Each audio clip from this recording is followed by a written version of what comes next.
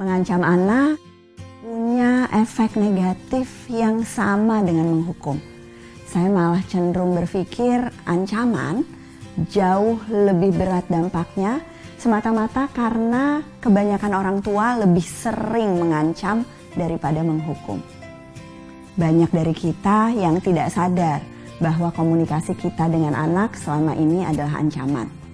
Ayo, siapa yang sering seolah-olah memberikan pilihan tetapi tujuannya ancaman? Diem atau ibu turunkan di pinggir jalan? Apakah betul ada pilihan itu?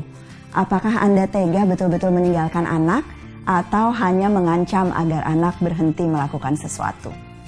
Ancaman-ancaman seperti ini lama-lama akan semakin tidak mempan. Kenapa? Karena anak tahu bahwa Anda hanya memberikan ancaman kosong yang tidak mungkin dilakukan. Sesuatu yang seolah-olah pilihan, sebetulnya bukan pilihan, tetapi lampiasan kemarahan. Apalagi contohnya? Ancaman paling sering muncul dalam bentuk sarkasme. Ya sih, memang pasti ya, kamu itu udah capek-capek belanja, capek-capek masak, capek-capek nyiapin di meja makan. Padahal anaknya bingung mendengar curhatan ibunya. Diakhiri kemudian dengan ancaman, nanti kamu rasain ya kalau ibu tidak masakin kamu lagi. Sarkasme seperti itu menunjukkan kualitas komunikasi yang buruk. Dan pada akhirnya, begitu anak sudah mulai menginjak masa menjelang remaja, dia akan membalas sarkasme Anda dengan ungkapan-ungkapan sarkas yang lebih menyakitkan hati dari apa yang sudah kita lakukan kepadanya.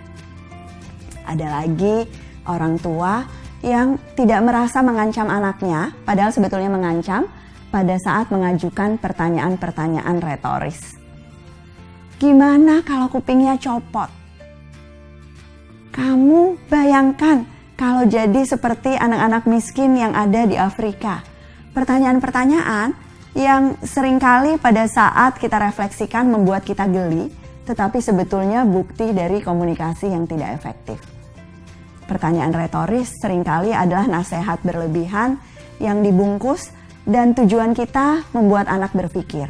Padahal sebetulnya yang muncul adalah ketidakpedulian dari anak.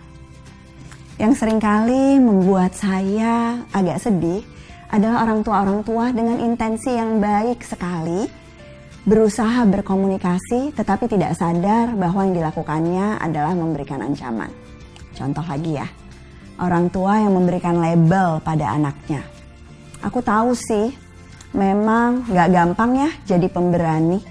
Naik prosotan itu memang susah. Itu bukan empati. Itu adalah label yang membuat anak kemudian melabel dirinya sendiri bahwa dia bukan anak pemberani. Ada juga orang tua yang memberikan peringatan pada anaknya tetapi melakukannya secara berlebihan. Anak melihatnya sebagai ancaman.